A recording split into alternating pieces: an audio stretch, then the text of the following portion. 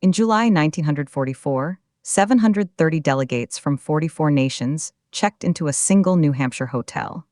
By the end of the week, they'd rewired how money itself would work for the next 27 years, and nobody talks about what actually broke it. Most people think Bretton Woods was about creating the World Bank and the IMF.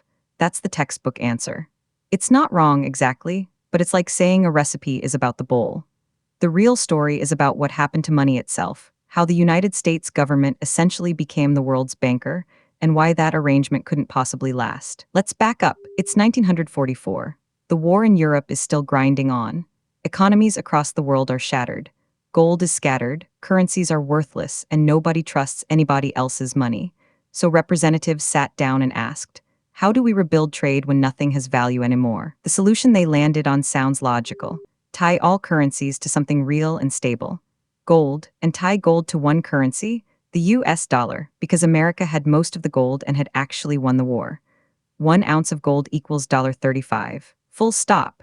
Every other country's money would peg to the dollar, and the dollar would be as good as gold. Think of it like this. Imagine your town agrees that everyone's rent is paid in one person's IOUs, and those IOUs are backed by gold stored in their basement.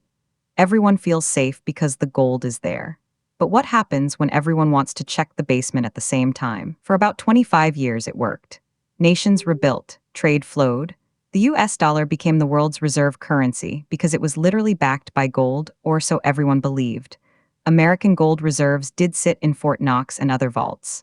The system was stable, predictable, and it made sense on paper. But here's where the story flips. The US didn't just store gold and sit quiet. America spent money everywhere, fighting the Cold War, rebuilding Europe, building military bases across the globe. Every dollar the US spent abroad was a dollar someone else could theoretically cash in for gold. By the late 1950s, something strange happened. Foreign governments started asking questions. British officials, French officials, they looked at the math and realized America had printed way more dollars than it had gold to back them up. The vault wasn't actually big enough for everyone's IOUs. This is the crack in the foundation. The system worked only as long as nobody tested it. But once a few countries started quietly converting dollars to gold, others took notice. If France converts its dollars, shouldn't Britain do it too? What if everyone does it at once? Here's the real explanation. Bretton Woods failed because it was built on a fiction. It assumed America would remain rich enough and disciplined enough to honor its promise.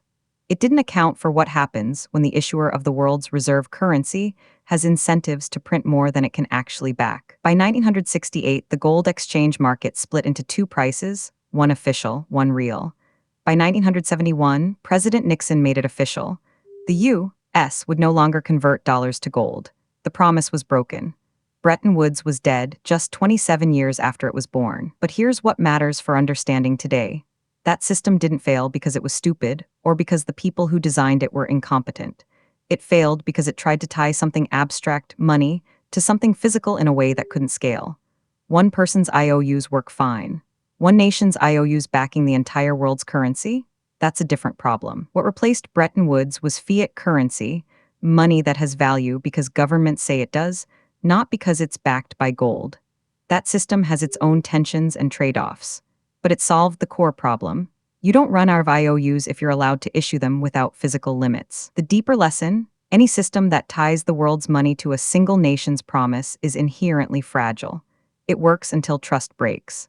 And trust always breaks when incentives shift. The people in that New Hampshire hotel in 1944 weren't trying to build something that would fail. They built the best system they could imagine at the time. What they didn't anticipate was the speed of change. Wars end. Economies grow, incentives shift, and when they do, the system that looked so solid starts to show cracks. Understanding Bretton Woods isn't about nostalgia for the gold standard.